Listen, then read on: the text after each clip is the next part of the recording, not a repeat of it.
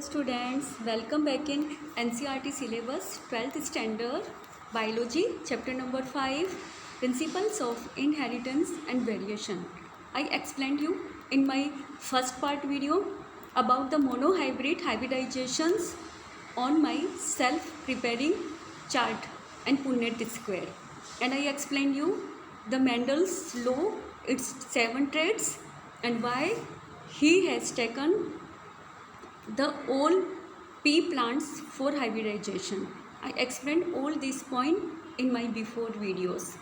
Now in your NCERT book these diagrams are given and today I am explaining you from it. Okay, in monohybrid hybridizations Mendel took the two pea plant of same characters, one trait. Okay, so we say to this monohybrid cross.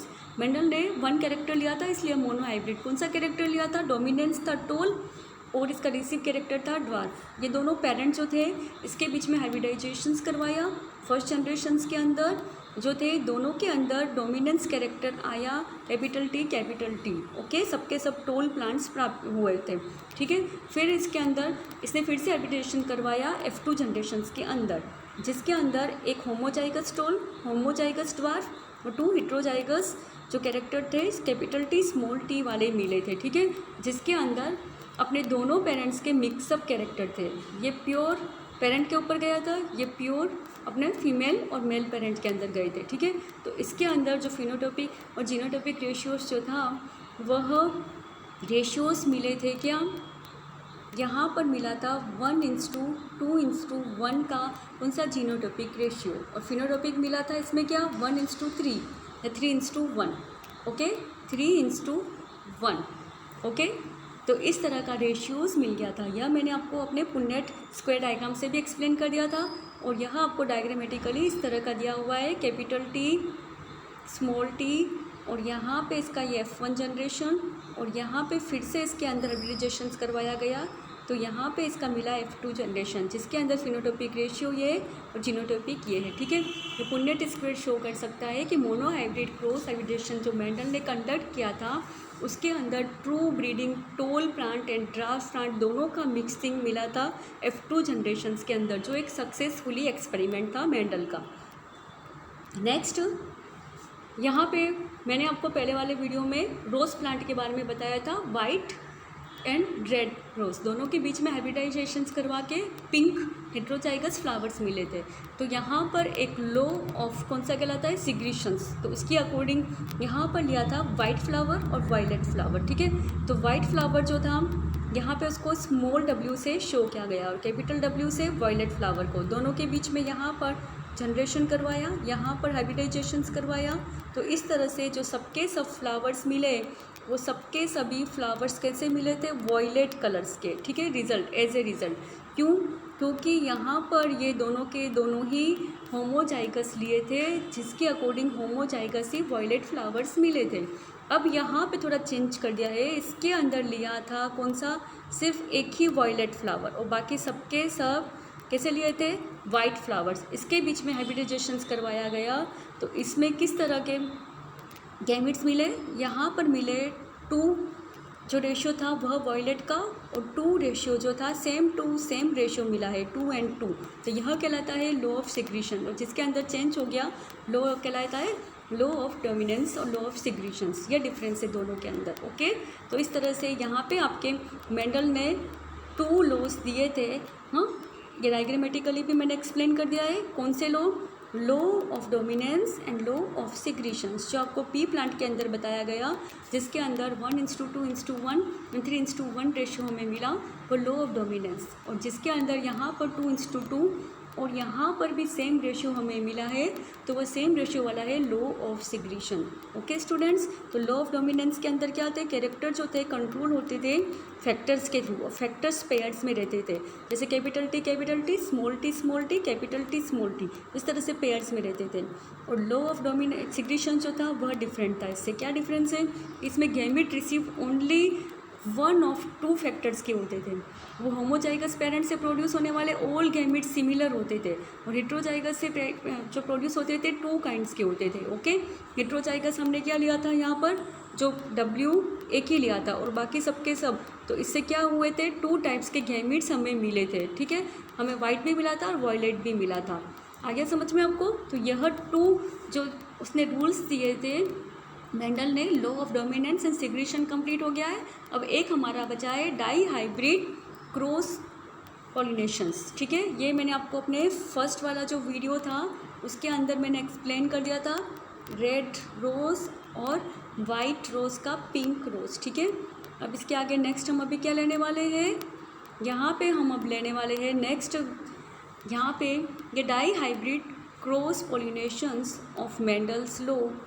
And why we say to this dihybridization? Because Mendel took two characters in same plant। जब one character लिया था only उसके stem की height का, तो वह monohybrid. यहाँ पर टू कैरेक्टर्स लिए, कौन से, यहाँ पे सीड लिया है, सीड का शेप एंड सीड का कलर। सीड का शेप जो डोमिनेंस है वह राउंड है, अच्छा वाला, और उसका कलर येलो होता है, ये बेस्ट सीड होता है।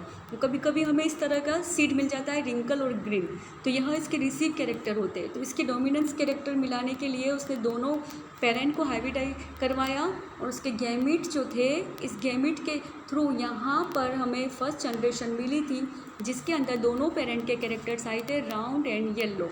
ओके, और यह F2 जनरेशन्स के अंदर फिर उसने हाइब्रिडाइजेशंस करवाया F1 में। यहाँ पर ये F2 में मिल गए क्या, राउंड येलो, जिसके अंदर दोनों ही पेरेंट्स के कैरेक्टर्स आए थे। अब ये वाले जो कैरेक्टर्स है यहाँ पर ये F2 जनरेशन्स के अंदर करवाया F1 जनरेशन का। तो इसके अंदर कैसे हाइब्रिडेशन हुआ है आप समझिए। ये देखिए कैपिटल R कैपिटल Y, ये डोमिनेंस कैरेक्टर है, capital I round and yellow. ठीक है, दोनों के दोनों राउंड येलो, तो इससे क्या मिला है, capital R capital R capital Y capital Y। फिर देखिए नेक्स्ट यहाँ पे इन दोनों के अंदर करवाया, तो इससे क्या मिला, capital R small r capital Y और कैपिटल Y। फिर यहाँ पे इन दोनों के अंदर हाइब्रिडाइजेशंस करवाया, फिर यहाँ से। तो इस तरह से वन लाइन हमारी कंप्लीट हो गई है। समझ गए किस तरह से हाइब्रिडेशन हुआ है। अब हम नेक्स्ट सेकंड लाइन स्टार्ट करते हैं, ध्यान से समझिएगा। ये देखिए कैपिटल R स्मॉल r, यहाँ पर कैपिटल, यहाँ पे क्या है small R capital Y capital R small y। तो देखिए दोनों का हाइब्रिडेशन होकर के ये वाले गैमेट्स मिले। फिर यहाँ पर ये वाला जहाँ पे आपको शेप राउंड दिखाता है वहाँ पर प्योर डोमिनेंस कैरेक्टर है, जहाँ पे थोड़ा रिंकल शेप दिखाता है वहाँ पे रिसीव कैरेक्टर्स आ गए, और जहाँ पे इस तरह का उसके अंदर बोथ कैरेक्टर्स है। ओके, तो देखिए इस तरह का हाइब्रिडाइजेशन हुआ है। फिर यहाँ पे अब हम लेते हैं थर्ड लाइन। ओके, ये थर्ड लाइन में भी आप देखिएगा, ये देखिए कैपिटल R स्मॉल y और यहाँ पर कैपिटल R स्मॉल y। देखिए दोनों के गैमेट सेम आ गए मिलाने पे, ये टू गैमेट्स इसके आ गए सेम, ये टू गैमेट्स इसके आ गए सेम, फिर इसके और इसके देखिए। ठीक है, ये यहाँ पे इस लाइन के ये कैरेक्टर थे। ओके, और थर्ड वाली का थर्ड लाइन में, फोर्थ वाली का फोर्थ लाइन में। तो आपको इस तरह से इसका क्रॉस हाइब्रिडाइजेशंस करवाना है। ठीक है, अब हम लेते हैं फोर्थ लाइन। ओके, देखिएगा फोर्थ लाइन्स के अंदर ये दोनों कैरेक्टर्स लिए, फिर ये दोनों कैरेक्टर्स, फिर यहाँ पर ये दोनों कैरेक्टर्स और ये दोनों कैरेक्टर्स। तो इस तरह से हाइब्रिडाइजेशंस करवाना है आपको भी। ओके स्टूडेंट्स, यहाँ पे हमने क्या लिया था, ये वाली लाइन में इस तरह का कैरेक्टर लिया था। ठीक है, ये देखिए इस तरह से हाइब्रिडाइजेशन करवाना है। ये वन कैरेक्टर को इस फोर कैरेक्टर से करवाया, ये वन कैरेक्टर को ये सारे के सारे ऊपर वाले फोर कैरेक्टर से करवाया, तो हमें सेम ये गैमेट जो दिए हुए वही मिलेंगे। फिर ये वाली लाइन को यहाँ पे इसके फोर कैरेक्टर से, फोर गैमेट से करवाया, तो हमें इस तरह से यहाँ पर ये पुन्नेट स्क्वायर मिल गया है।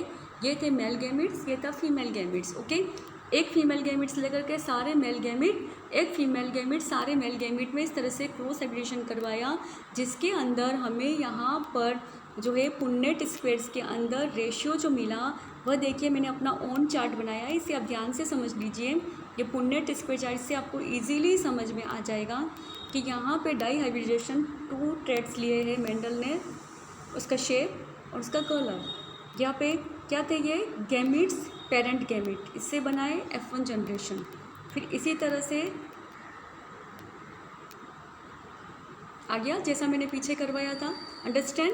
इसे हम बोलते हैं लॉ ऑफ इंडिपेंडेंट असॉर्टमेंट। क्यों बोलते हैं? क्योंकि इसका फिनोटाइपिक रेशियोज क्या मिलता है, इसके अंदर जो राउंड और येलो जो हमें मिले हैं, ये जिसके भी अंदर कैपिटल आर और कैपिटल वाई हमें दिख रहा है, कैपिटल आर कैपिटल वाई जो मैंने ब्लैक कलर से लिखा है वह कैपिटल है और जो रेड से लिखा है वह स्मॉल है।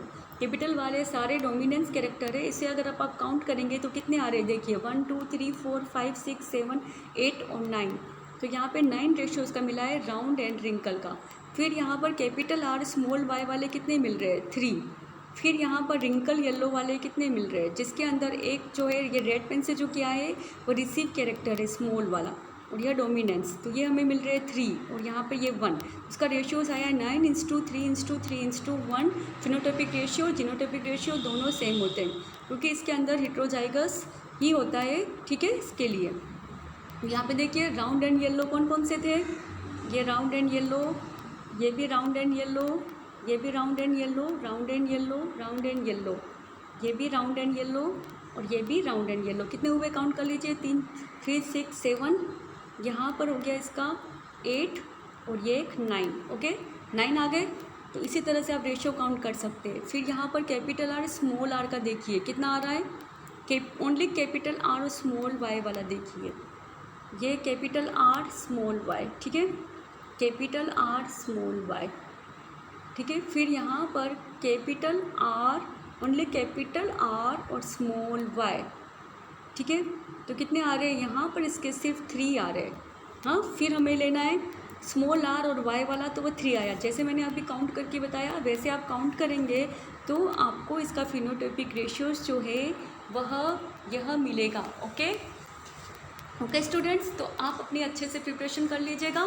आज मैंने आपको सेकंड पार्ट के अंदर डाई हाइब्रिड मोनोहाइब्रिडाइजेशंस भी बता दिया है, okay okay students, and prepare your notes according to given videos, and if you have any doubt just ask me.